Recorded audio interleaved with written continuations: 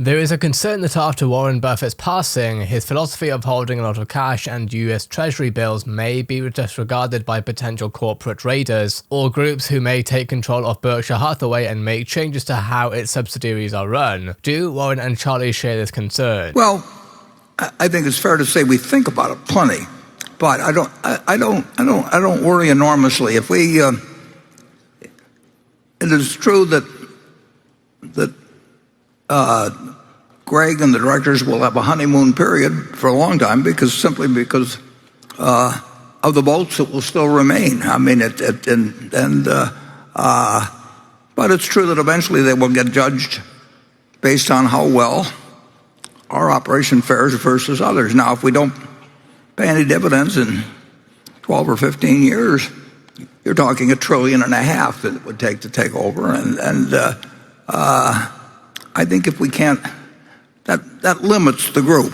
They like to think about how much they can borrow against it. It doesn't work when you, and some of these, there's nobody that can come close to doing it themselves. And I think that the important thing is that Berkshire be regarded as a national asset rather than a national liability. We've got to be a plus to the country with our form of operation, and we certainly have got a record which will then be 12 or 15 years longer, done with much more capital, more companies, more things will have happened where our hundreds of billions can work its way into the economy in terms of lots of jobs, lots of products, lots of behavior, and it can be compared with other things. So I think we went out if we deserve to win out, and I think the odds of that happening are very, very, very high. Charlie? Well, I don't spend much time worrying about something that can happen 50 years ago and after I'm dead. I think if you sort of take care of each day's responsibilities pretty well and think ahead as well as you can, then you just take the results as they fall. So I'm philosophical about it. But I'm not. I think he's spreading unnecessarily. Okay. Neither one of us are worried, basically. But we plan. We do plan, and you know, I've got a model in my mind of what Berkshire has been. That model's it's been modified plenty of times over 58 years. The one thing I knew initially or very quickly, was it shouldn't be a textile company. That was an important decision, and we've just played the hand as it come along, and we made a few really good decisions, and we'll never make a decision that kills us. The only things that are a threat to the planet, we don't have any answer for those.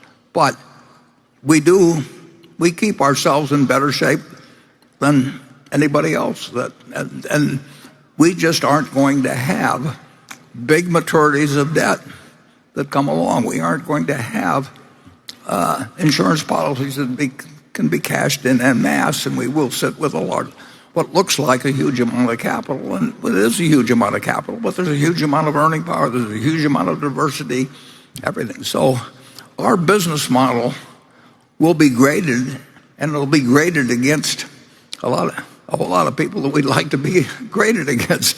So I think we're handing something very secure over to the future, and I think we've got the shareholder base like nobody has. I mean, there isn't anybody in the country that I know of, unless they've had an employee-owned company prior to going public or something of the sort. But this is the product of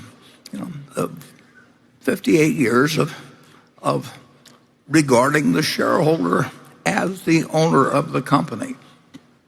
But what does that mean? That means having happy customers. It means being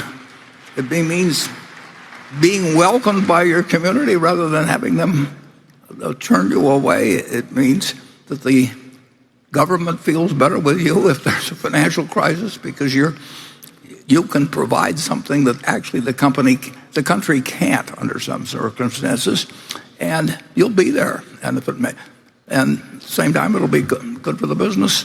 And we will have crises of one sort or another. But if they aren't challenging the planet, which worries you in terms of some of the threats that we have, we'll be a plus to the United States. And if we're a plus to the United States, we'll survive. Okay.